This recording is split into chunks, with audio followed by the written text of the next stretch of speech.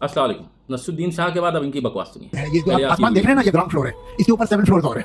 7 floor में जो paint house है उसमें गॉड रहता है, और वो हर चीज आपकी और मेरी देख रहा है। जो भी हमने किया उसे पता है, और वो सब नोट कर रहा है। फिर जब आप मरते हैं तो एक दिन वो आपको सामने खड़ा करेगा, पूछेगा तुमने क्या किया।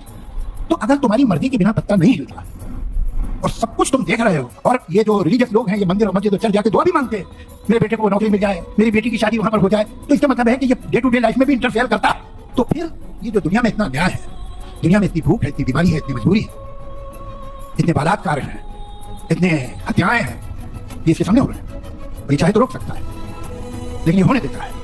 और ये मुझसे पूछेगा, इसकी मजाल होगी कि मुझसे पूछेगा कि तुमने क्या किया दुनिया में। मैं पूछूंगा अगर ये निकला कि भाई तुमने। मैं दावे के साथ कह सकता हूँ इस शख्स ने कभी भी कुरान को समझ कर नहीं पढ़ा है, और कुरान की आयतों में क्या लिखा है इसको बिल्कुल भी पता नहीं है। इन्होंने बस इधर उधर से सुना है दीन के बारे में, जैसे कि नॉन मुस्लिम इस्लाम के बारे में सुनते हैं वैसे इन्होंने सुना है। और ये अपने आप को इंटेलेक्चुअल कहते हैं और अपने आप को एज ए मुस्लिम पेश करते हैं और दूसरे मुसलमानों को दीन सिखा रहे होते हैं। कुरान में कहीं नहीं लिखा कि अल्लाह ताला की मर्ज़ी के बगैर पत्ता नहीं गिरता, बल्कि कुरान में ये लिखा हुआ है कि कोई पत्ता नहीं गिरता जिसको अल्लाह ताला के इल्म में ना हो। मतलब दुनिया में कुछ भी छोटा से छोटा या बड़ा से बड़ा काम होता है वो अल्लाह ताला के इल्म में होता है। अल्लाह ताला को उसकी इन्फॉर्मेशन होती है, उसकी जानकारी होती है, ताकि कल क़यामत के दिन उसका या उस शख्स का हिसाब किताब किया जा सके।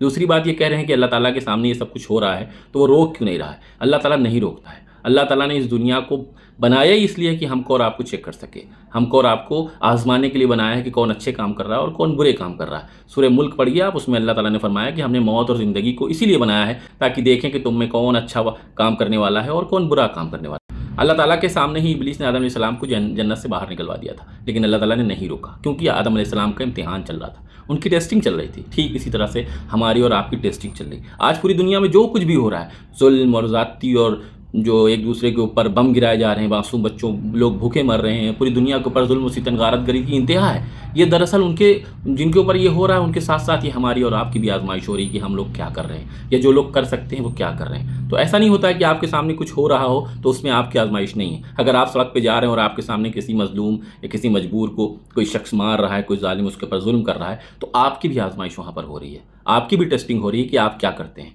अल्लाह के रसूल की हदीस है कि बुराई को देखो तो उसको अपने हाथों से रोक दो, नहीं रोक सकते हो तो ज़ुबान से आवाज़ उठाओ, और नहीं कर सकते हो तो दिल में बुरा मानो, और ये तुम्हारा आखिरी लेवल है। इनको दीन कुछ नहीं पता, ये झूठ मूठ के इंटेलेक्चुअल बने फिर रहे हैं। ये कह रहे हैं अल्लाह ताला से मैं पूछूंगा। इनकी औकात नहीं है कि ये मुल्क के प्राइम मिनिस्टर से कोई सवाल कर सकें, और कल जब ये जिंदा है, कल जब ये मर जाएंगे और मर कर ये फिर से उठाए जाएंगे और अल्लाह ताला का हार उस वक्त बना होगा, उस वक्त इनकी इतनी हिम्मत होगी कि अल्लाह ताला से पूछ सकेंगे। वो लोग हैं जो बहुत पहले अपने दीन को छोड़ चुके हैं, एथिस्ट हो चुके हैं, लेकिन ये इस्लाम इन्होंने मुसलमानों वाले रखे हैं, और जब ये मरते हैं तो ये फातिहा ही पढ़वाते हैं।